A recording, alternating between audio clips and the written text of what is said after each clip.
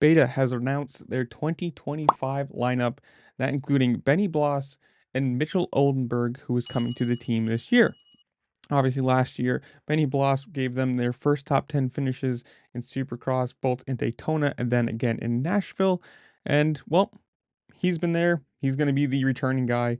And Mitchell Oldenburg will be the guy who's coming in this year, obviously taking the seat ride, whatever you want to call it, for Colt Nichols. This will be his first full year in a 450 class. Last year, doing what he made 6 main events and finished top 10 once, I think. One top 10 finish, if I remember correctly. With Carlin Gardner, the Supercross race team manager, saying, quote, "We're excited to get this season going. For year two, we are taking what we learned from our first season to make improvements and continually get better as a team. We have two fast riders in Benny and Mitchell and a great bike in the 450 RX. I can't wait for the gate to drop in Anaheim." Now, this is where I'm going to ask you guys.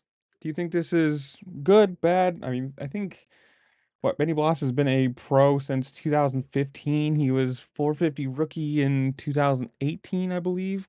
I mean, he obviously stands out very much being 6'5", where pretty much everybody else is like 5'8". But this is what I'm asking you guys. What do you think of Beta? What do you think of the team? Do they need a 250 program to, help bring in some talent? Do you think they can grow to be a title contending team? Maybe. And who do you think wins A1? How well do you think they do? Who do you think is going to win in the 250s, the 450s, whatever it is? Comment down below. Tell me what you think while you're down there. Make sure to like, share, subscribe, do all the fun things this platform allows you to do, because it really just helped me out and I appreciate it. And with that, I'll see you later. Peace.